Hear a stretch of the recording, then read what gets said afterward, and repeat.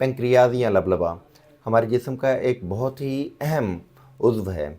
ये हमारे मैदे के पीछे वाक़ होता है और इसका बुनियादी काम हमारे हाज़मे के निज़ाम में बेहतर सहूलत पैदा करना होता है। हम जो भी ग़िज़ा खाते हैं ये छोटी आंत के अंदर उसकी तोड़ फोड़ करता है और उसको जुज़्व बदन बनने में मदद देता है। इसके साथ साथ ये कुछ हार्मोन्स पैदा करता है, जैसे इंसुलिन है, जैसे ग्लूकागान है और इस तरह के कुछ और हार्मोन्स जो कि हमारे जिस्म में शुगर के लेवल को नॉर्मलाइज़ करने में बहुत ज़्यादा मददगार साबित होते हैं। अगर किसी भी वजह से लबलबा के फंक्शन में बिगाड़ पैदा हो जाए, इसमें सोजिश हो जाए, इसमें वर्म हो जाए, तो उसकी वजह से इसकी कारकर्दगी मुतासर होती है। जब इसकी कारकर्दगी मुतासर होगी तो डेफिनेटली हमारा डाइजेस्टिव सिस्टम ख़राब होगा। खाने पीने के बाद पेट में दर्द, क्रैम्पिंग वगैरह होना शुरू हो जाएगी।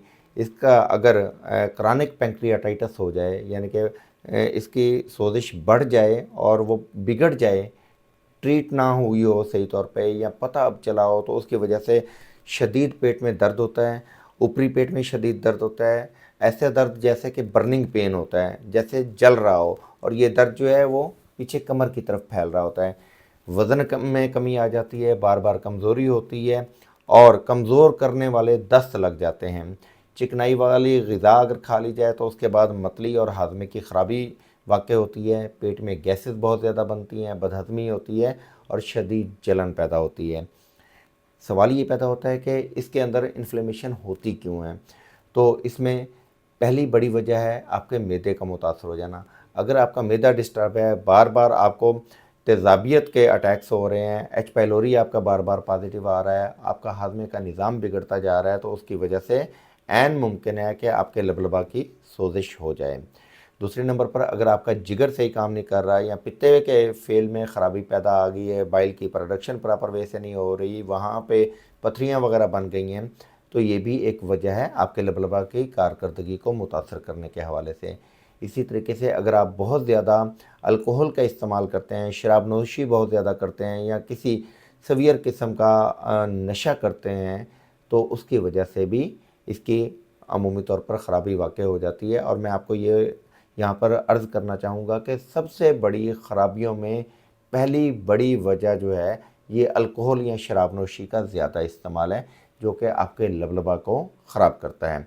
इसी तरीके से पुराने गैस्ट्रिक अल्सर्स या फिर कोई बड़ी बीमारियों के साथ होने वाली तब्दीलियों के नतीजे में आपका लबलबा जो है इसके अंदर सोजिश और वर्म आ सकता है और इसकी कारकर्दगी मुतासर हो सकती है।